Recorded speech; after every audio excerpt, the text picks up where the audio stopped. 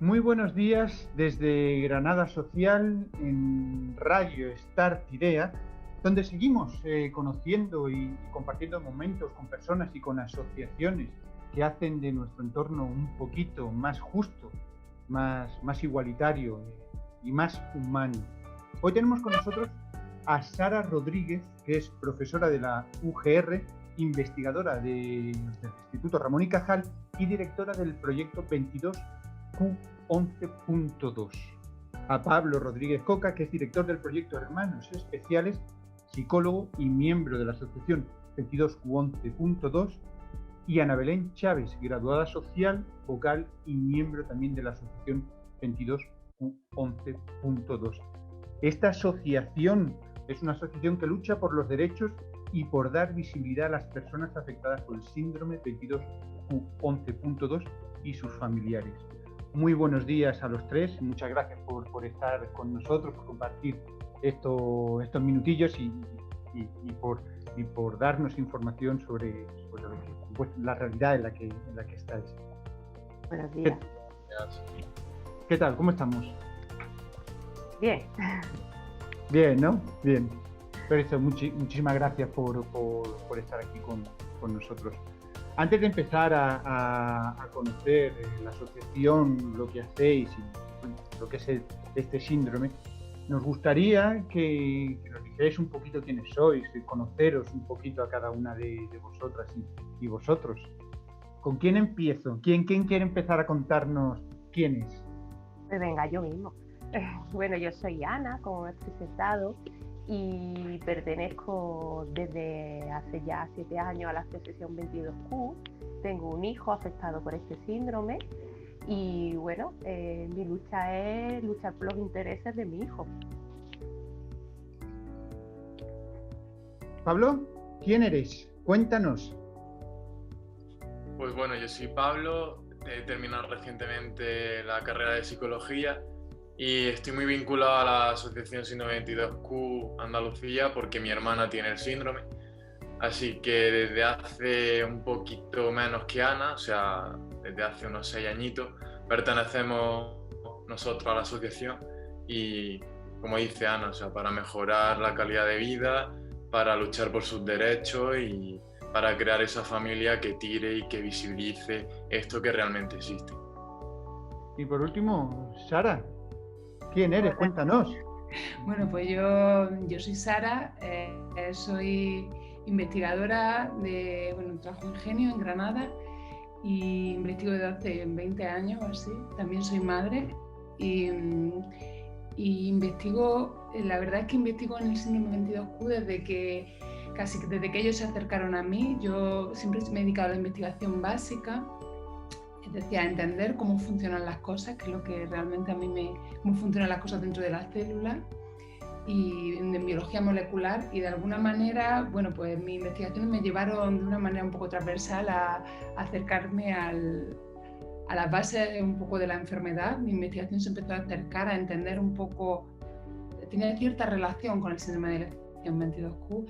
Y bueno, ellos se pusieron en contacto conmigo y los conocí. Desde entonces, pues digamos que mi investigación, o al menos una parte, se ha ido derivando hacia intentar entender un poco mejor qué es lo que ocurre en el síndrome. Y bueno, y también soy socia de la asociación. Vamos, que tenemos con nosotros a 3 auténticos profesionales de la investigación, de la profesión y bueno, y sobre todo personas muy vinculadas al síndrome, ¿no? Por una forma u otra. Entonces, yo creo que para empezar a hablar sobre esto, ¿no? Creo que sería interesante que nos dijerais o aproximarnos nosotros a lo que es ese síndrome. ¿Qué es el síndrome 22Q11.2? Bueno, ahí el nombre este tan complejo hace referencia a que es el síndrome, la enfermedad que padecen más frecuente que existe en los seres humanos debido a una pérdida de un fragmento de un cromosoma. La padecen aproximadamente 1 de cada 4.000 personas que nacen tienen esta enfermedad. se produce por la pérdida de un fragmento de un cromosoma que se llama cromosoma 22. En concreto, la zona que se pierde está localizada en el brazo largo que se llama Q y en la banda 11.2, y de ahí deriva el nombre. Así que el nombre hace referencia totalmente a la causa como genética que lo provoca. Y la frecuencia es bastante alta. De hecho, desde el punto de vista de frecuencia, o sea, de cuánto lo padecen las personas que nacen con él, no es una enfermedad rara, a pesar de que no suene tan extraño el nombre.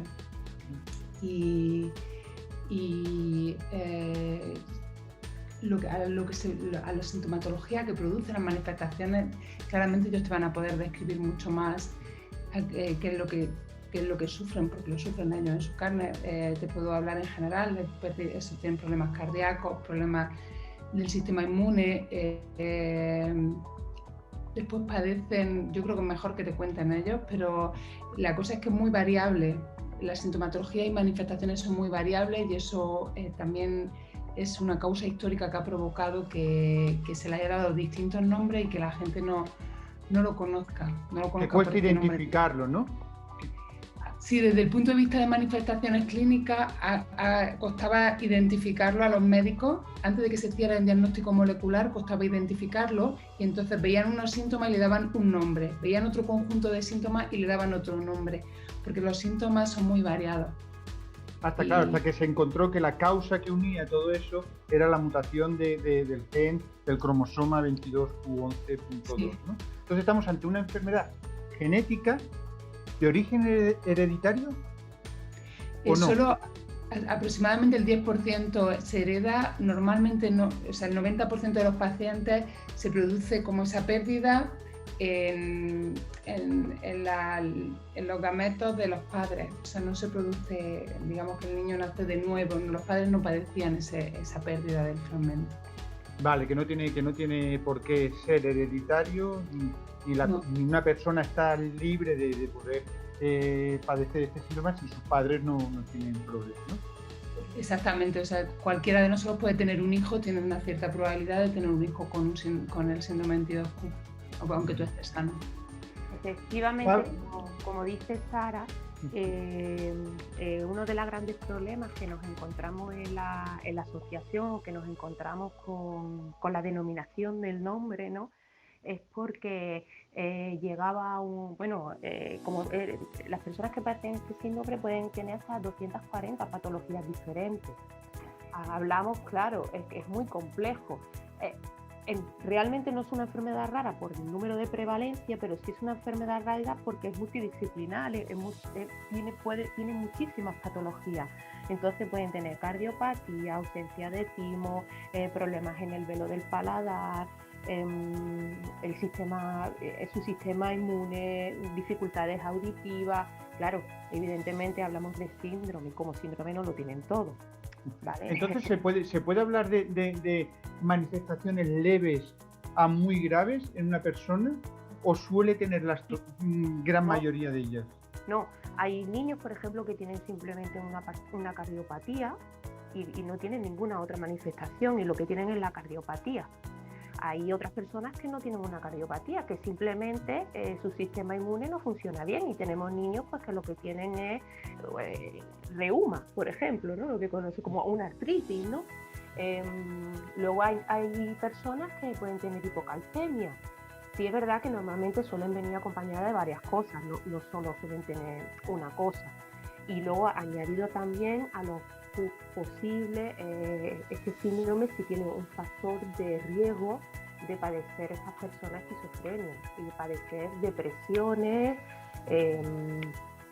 ya en la edad más adulta, ¿no?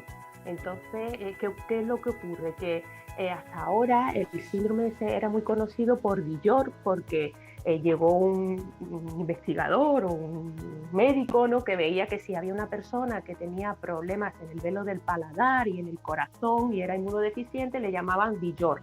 Pero si lo que era el velo del paladar y una parte de la morfología de la cara, le llamaban velo cardiofacial. Entonces, claro, es lo mismo, pero dependiendo de las patologías que tengan, con diferentes nombres. Ahora ya se ha llegado a un consenso de que se debe llamar 22q11.2, por lo que tú comentabas antes. Realmente la base genética es esa. Ese nexo, ¿no? Que claro, une todas las patologías.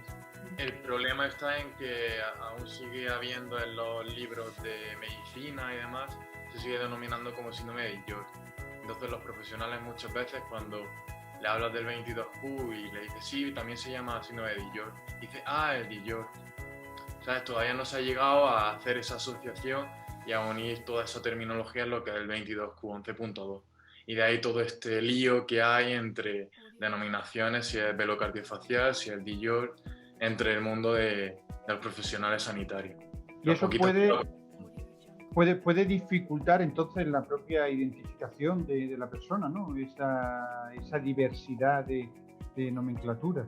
Sí, hombre, la suerte que hoy día ya nos movemos por las redes, por las páginas web, pues, y el acceso a la información es más fácil ya localizarlo, ¿no? Pero ya te cuenta, yo hace 12 años, cuando detectaron esta enfermedad de mi hijo, la información que había era muy poca, solo por libros, ¿no?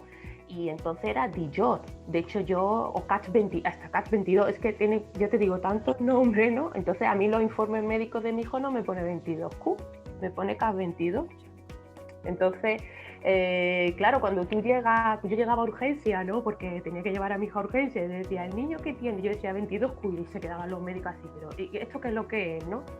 Entonces la verdad es que es muy complejo y luego es verdad que eso, que ahora ya al todos unificar un poco el nombre y todas las asociaciones, tener claro de lo que estamos hablando, ya se nos está dando más a conocer, pero nos queda mucho camino por recorrer en lo que es la denominación, simplemente para que las personas, que hay tantas personas afectadas, que nosotros estimamos que en España tiene que haber unas 10.000 personas sin diagnosticar en España, puedan llegar a nosotros. Como madre o hermano de un niño o niña que padece este síndrome, ¿qué limitaciones tiene en su día a día? Pues bueno, yo ahora mismo, mi hijo tiene 12 años y él está operado de corazón, entonces lo primero evidentemente era pues cuando nació pues el corazón, era lo primero que teníamos que arreglar, ¿no? Como yo le digo, te hemos arreglado o te han arreglado el corazón, ¿no? Pero sí es verdad que desde que nació pues hemos pasado por muchas fases, hemos tenido que ir a atención temprana, porque estos niños, lo bueno de un diagnóstico precoz es precisamente el que puedas ir en la medida de lo posible preveyendo las dificultades futuras que pueda tener. Yo, por ejemplo, fui una privilegiada porque a mí me detectaron la cardiopatía de mi hijo estando embarazada. Entonces yo tuve un diagnóstico muy temprano, pero las personas que padecen este síndrome y que se les detecta, o sea, se les diagnostica con un niño ya con 8 o 9 años, ya han perdido mucho tiempo, porque estos niños necesitan ser muy estimulados, porque tienen dificultades en el colegio, tienen muchas dificultades de aprendizaje. Les cuesta mucho más todo, van consiguiendo los ítems, pero les va costando mucho. Luego hay de todo, ¿vale? Pero generalmente todos tienen dificultades en matemáticas, en la abstracción de las matemáticas, las cosas abstractas, ¿no? Luego son niños que van muchas visitas médicas. Nosotros íbamos al nefrólogo, al neurólogo, al urólogo. Yo decía a todos los ólogos. Yo decía, vamos a todos los ólogos, vamos, ¿no? Entonces, van a muchas visitas médicas. Y luego hay niños que son inmunodeficientes y que requieren que tengan que estar mucho tiempo hospitalizados.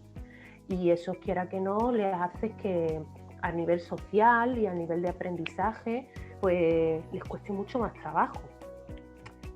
Luego van pasando los años y te vas encontrando con otro tipo de dificultades. Yo, por ejemplo, estamos ahora en la preadolescencia y ahora pues nos preocupa mucho el tema psiquiátrico, ¿no? Sus frustraciones, su ansiedad, todo ese tema hay que controlarlo mucho. Hay que tenerlo muy vigilado en ese aspecto. Como yo digo, siempre sin tener miedo, pero estos niños tienen que ser vigilados por sus especialistas. Uh-huh. En la página web que tenéis en la asociación, en la parte de preguntas, tenéis un vídeo muy chulo, ¿no? de 3 minutos de las manifestaciones. Y bueno, hay una parte que me ha gustado mucho, dice que nos gusta jugar, somos muy divertidos, ¿no? Dentro de todo lo que las características que tenían, o todas las dificultades que tenían, ese mensaje que se transmite, que somos muy divertidos, que me ha parecido muy bonito. Pablo,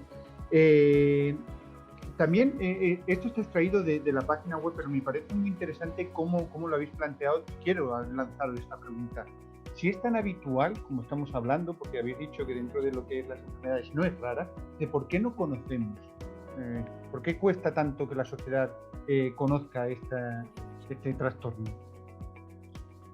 Pues mira, yo que soy un profesional sanitario y que me muevo en el mundo de la psicología, de la medicina, de la terapia ocupacional, ¿no? Que conozco a gente, pues en primer lugar volvemos a lo mismo, volvemos a que no salimos en los manuales, no se nos nombra, se nombra más maullido de gato a síndromes, que está muy bien nombrar a esos síndromes, pero que tienen una prevalencia muy escasa, ¿no? A lo mejor 1 de cada 1.000.000 de recién nacidos. Entonces, empezando por ahí de que no salimos en los manuales, la gente, o sea, los estudiantes no lo conocen. Y al final ellos van a ser los futuros profesionales que van a estar ahí atendiendo a pacientes sin saber que eso existe, ¿no? Pero por otro lado, pues ahí estamos nosotros como asociación, en el sentido de en cualquier entrevista que nos llaman, allí vamos, a cualquier foro que nos invitan, ahí estamos, en cualquier facultad que nos ofrecen dar una ponencia, allí vamos. Y por las redes, pues la verdad que somos bastante activos, porque ahora, pues la verdad que no hay nada, en el sentido de ninguna presencialidad, ¿no? Donde poder hacer presencia y decir que ahí estamos. Pues las redes es como nuestra herramienta, ¿no? Principal para dar esa difusión y divulgar y que claro, o sea, nosotros como personas que llevamos redes sociales, por así decirlo, no podemos hacer nada si las demás no nos apoyan, ¿no? Si no nos comparten y si no nos dan a conocer a su muro de amigos o a su historia depende de la red social, ¿no? Entonces creo que ahora está como cambiando el paradigma en ese sentido, ¿no? Porque todo lo online está como un hervidero, está a tope, estamos todos en la red. Así que creo que como asociación es muy importante aprovechar eso y hacernos visibles en las redes y sobre todo contar con el apoyo de la comunidad que está detrás de nosotros y que nos comparte, ¿no? Entonces un poco equilibrar eso, el no nos conocen porque no salimos en los manuales, pero también nosotros como asociación tenemos ese papel de, bueno, pues si no nos conocen vamos a hacernos conocidos y vamos a ver cómo poco a poco pues más profesionales se nos unen, ¿no? Como Sara, como Ginés, como Rosa, como en la Facultad de Psicología también se están empezando estudios y bueno, si más profesionales nos conocen, más estudios va a haber, en las bases de datos más vamos a aparecer como que existimos y como que hay líneas de investigación abiertas con nosotros y creo que aparecer las bases de datos con artículos científicos propios del síndrome, ¿no? Y con las investigaciones que se están llevando a cabo es también muy importante, ¿no? Para que investigadores pues se unan a nuestra causa y empecemos a crear pues esa información que hoy en día pues es muy necesaria y tan escasa. Y un ejemplo de esa implicación que tenéis desde la asociación está aquí, ¿no? Hoy con nosotros, haciendo esa labor de difusión, de visibilidad, y no uno, sino os habéis subido 3 y tenemos la faceta investigadora también con nosotros, aportando ese conocimiento tan necesario para lo que has comentado. ¿Cómo surgió la asociación, chicos, chicas? Pues la asociación surgió ya hace unos años. Sí es verdad que en Madrid ya existía la asociación 22Q Madrid y bueno, fue la iniciativa de un papá de Granada que fueron a ver qué es lo que había en Madrid y se encontraron con una serie con un médico que les dio la idea de por qué no formar algo en Andalucía para que se diera a conocer. Entonces este papá formó la asociación ya hace 8 años, ¿no, Pablo? Creo que sí, siempre hace 8. en diciembre hacemos 8 años, y a raíz de ahí pues empezamos a contactar familias. Al principio era por el Facebook, como empezamos a conocernos, y empezaron a unirse familias de toda Andalucía. Actualmente somos 270 socios y tenemos 100 pacientes. Sabemos que hay muchos más, pero en la asociación tenemos unos 100 personas afectadas, censadas, de todas las edades. Y bueno, ahí estamos la asociación para intentar dar a conocer el síndrome, sobre todo a nivel médico y a nivel educativo. Son dos ramas por las que luchamos mucho, para que los profesores en los colegios entiendan cómo aprenden estos niños, porque estos niños aprenden, y sepan las dificultades que tienen y por qué se comportan de determinada manera, y cómo es su sistema, cómo es su aprendizaje. Y luego, por otro lado, tenemos, como bien ha dicho Pablo, varios médicos que ya se están involucrando en la asociación, y que se intenta formar a nivel de provincia, por cómo funciona nuestro sistema sanitario, ¿no? Pues unidades de referencia o unidades de enfermedades minoritarias, que ese sería el objetivo perfecto para nosotros, porque, como ya te he comentado antes, al tener tantas patologías diferentes, a veces nos cuesta mucho el que los médicos se pongan de acuerdo, porque vas por un lado al cardiólogo, vas por otro lado al psiquiatra, vas por otro lado al neurólogo. Entonces, el que existan esas unidades es algo fundamental para nosotros. Eso actualmente existe en Granada y en Córdoba. En las demás provincias estamos en ello, ¿no? Entonces, la necesidad de la asociación, de que exista la asociación, es muy importante precisamente por este motivo. He visto que a tenor de todo esto que estáis comentando, que habéis comentado, habéis establecido noviembre como el mes de, o no sé si lo habéis establecido vosotros o por alguna cuestión a nivel nacional, se ha establecido noviembre como el mes de la visibilización del síndrome 22q11.2. ¿Qué estáis haciendo? Bueno, nosotros, el síndrome, es algo que se ha consensuado a nivel mundial, por aquello de que es el 22 de noviembre, el 22 del 11, ¿no? Entonces, nuestro día se puede decir que es el 22 de noviembre. Solo que durante todo el mes, cada las asociaciones en el mundo, a nivel mundial, pues hace sus actividades, ¿no? Y bueno, nosotros, Pablo te lo puede contar mejor, lo que estamos haciendo durante este mes de concienciación. Pues en primer lugar iniciamos la campaña de investigación, ¿no? Donde pues ahora, si quieres, Sara nos puede comentar un poco acerca del proyecto que están llevando a cabo, ¿no? Y que gracias a la Fundación Poco Frecuente y tal, pues nos hemos unido para recaudar fondos para investigar esas bases moleculares, ¿no? Que no sabemos todavía por qué pasa lo que está pasando respecto al síndrome, ¿no? Y se está como cogiendo un gen en específico y se está viendo qué pasa con él.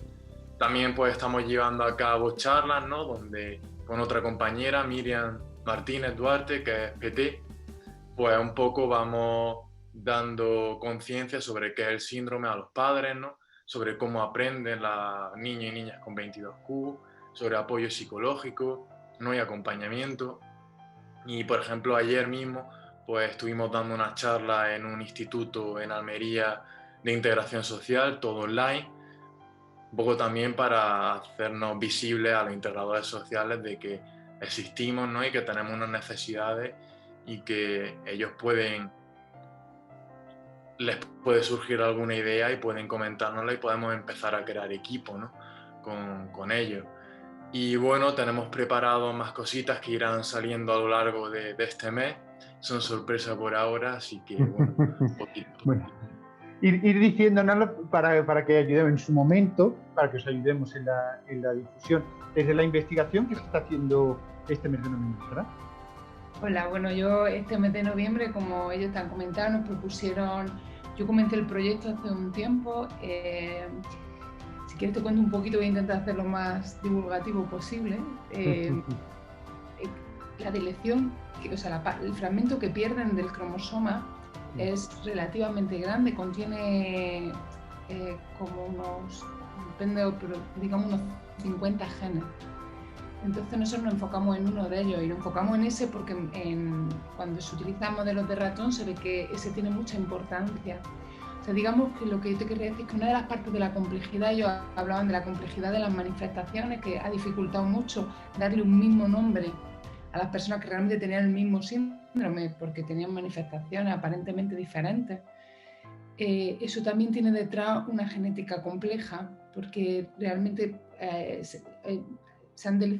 pierden muchos genes, varios genes, 50 genes.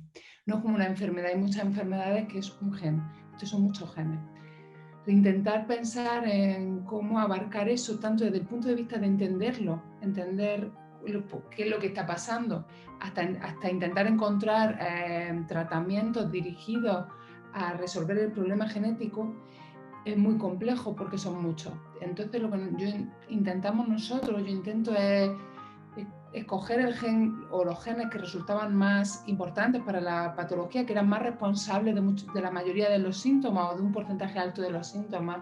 En concreto, además, parece muy relacionado con la sintomatología que te hablaban de mis compañeros que te hablaban de la sintomatología relacionada con la esquizofrenia. El padecer el síndrome de deleción 22q el mayor riesgo genético es el mayor riesgo de padecer esquizofrenia, que se sepa.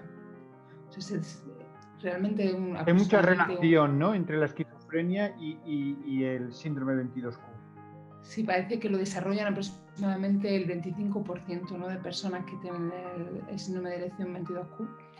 Es bastante alto ese porcentaje. Y entonces parece que este gen con el que nosotros trabajamos pues está muy relacionado con esas manifestaciones, ¿no?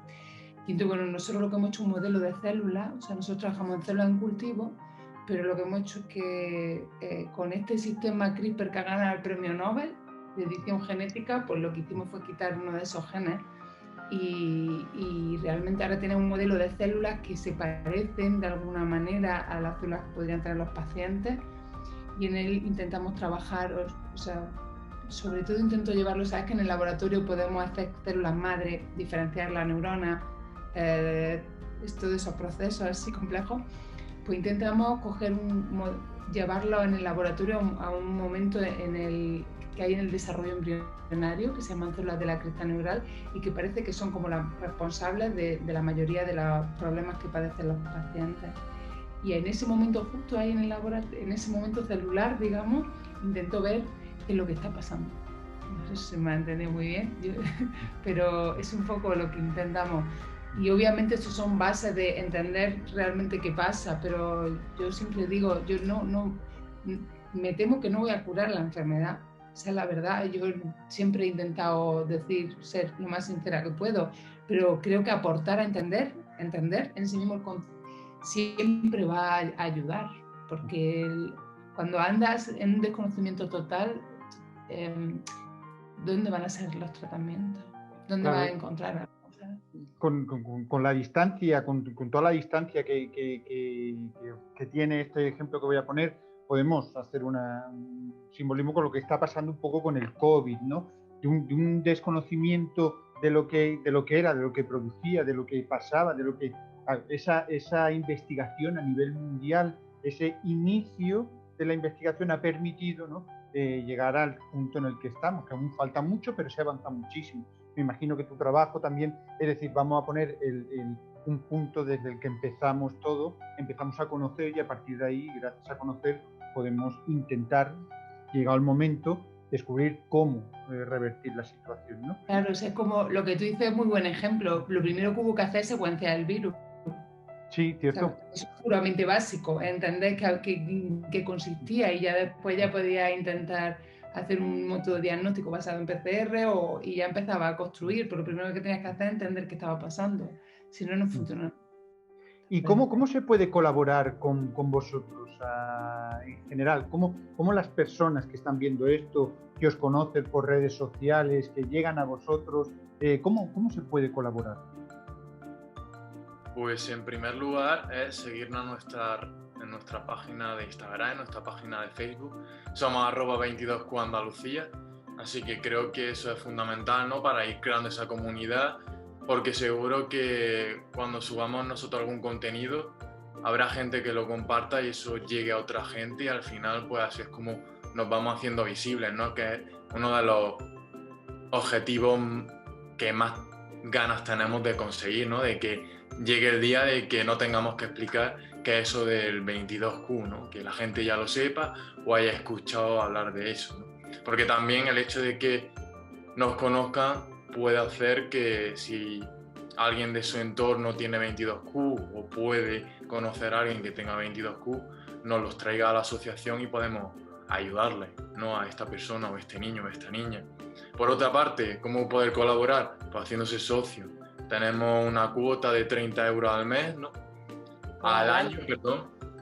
30 euros al año. Muy poquito, que son ni nada, o sea, ni 2,5 euros al mes, ¿no? Donde pues nos permitís un poco seguir con nuestras actividades, poder dar atención a los padres, ¿no? Y seguir creando proyectos. Y otra forma de colaborar, por ejemplo, es en este mes de concienciación el proyecto de Sara, ¿no? Donde pues se puede donar. En nuestra página web y en nuestra página de redes sociales está toda la información, ¿no? De cómo hacer el proceso de donar. Así que esos serían como los focos de colaboración con nosotros actuales, ¿no? Aparte, también podéis comprar nuestras camisetas, nuestras mascarillas que estamos vendiendo durante este mes. Con un donativo de 5 euros, las podemos enviar a toda España. Y bueno, poquito a poco, esa es la forma que hay de colaborar con nosotros. Toda piedra hace pared, ¿no, Pablo? Exactamente. Pues más o menos ya nos hemos aproximado a lo que es el 22Q, hemos conocido un poquito la asociación, lo que hacéis, y bueno, para terminar, yo suelo preguntar a las personas con las que converso que me cuenten o que me digan, que me aconsejen una peli, un libro y un lugar para visitar. Es costumbre y me encanta porque aprendo muchísimas cosas de libros, de pelis, de sitios para visitar, y creo que bueno, que es el turno de que lo compartáis con nosotros también. Entonces, ¿quién quiere empezar a...? Pues a mí me gustaría empezar por la peli. No sé si os he quitado la película, en el sentido de que... Se puede repetir. Vale.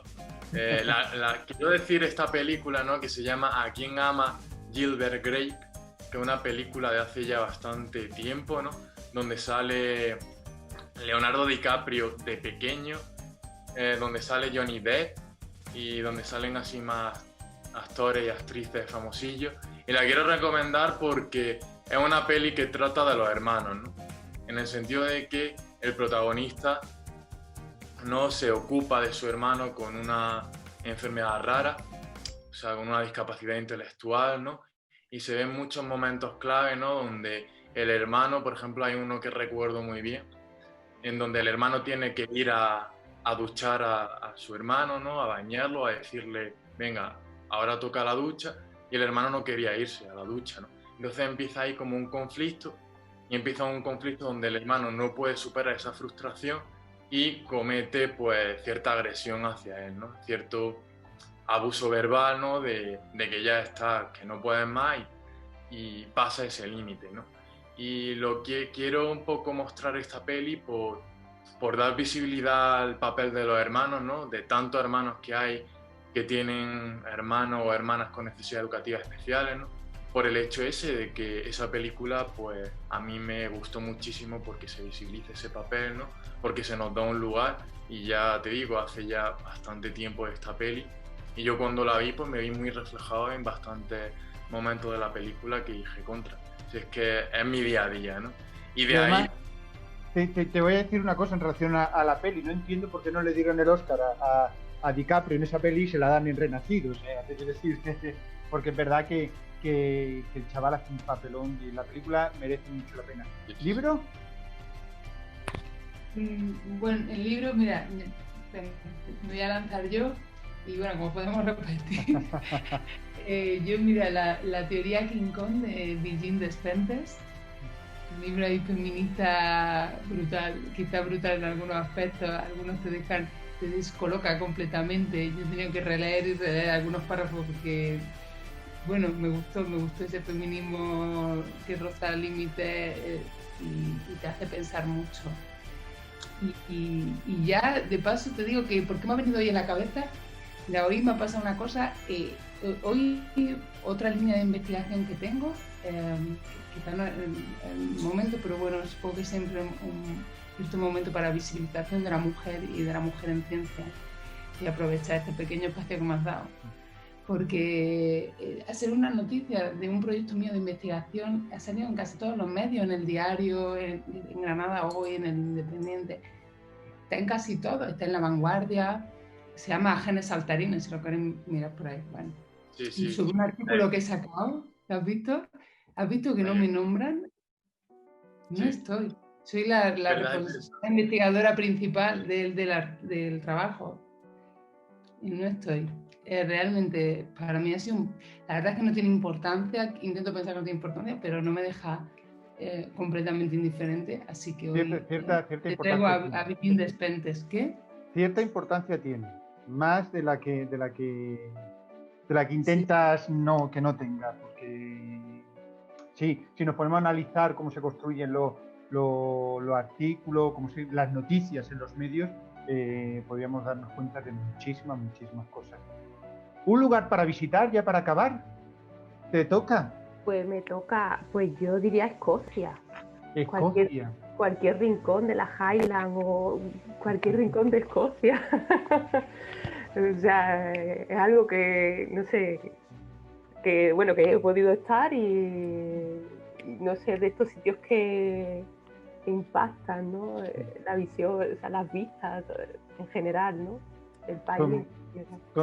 Tomamos nota de todas las recomendaciones. De Escocia en concreto no nos habían dicho nunca nada. Granada va ganando por 3 o 4 votos al resto de sitios, pero Escocia se estrena. Escocia se estrena como sitio. Pues bueno, Sara, Pablo, Ana, muchísimas gracias por compartir con nosotros toda esta información, este momento, vuestras vivencias. No sé si queréis decir alguna cosilla antes de despedirnos. Bueno, si ha quedado algo que queráis comentar. Agradecer siempre que estáis ahí, porque esta idea siempre está ahí, Granada Social siempre está ahí, y es maravilloso el proyecto que ustedes también tenéis, porque estáis ayudando a muchas personas y a muchas asociaciones. Entonces, el que tengáis esta iniciativa, pues son muy importantes para las demás asociaciones, ¿no?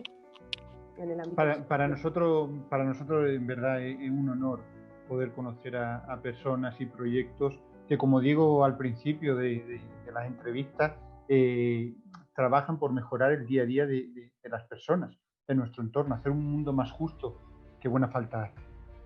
Buena falta hace. Muchísimas gracias nuevamente, mucha fuerza, mucho ánimo. Por nuestra parte colaboraremos en la visibilización del colectivo y que se pueda conseguir lo que habéis comentado desde el principio, que se reconozca, que se investigue y que más pronto que tarde haya una solución. Vale. Muchísimas gracias. Gracias.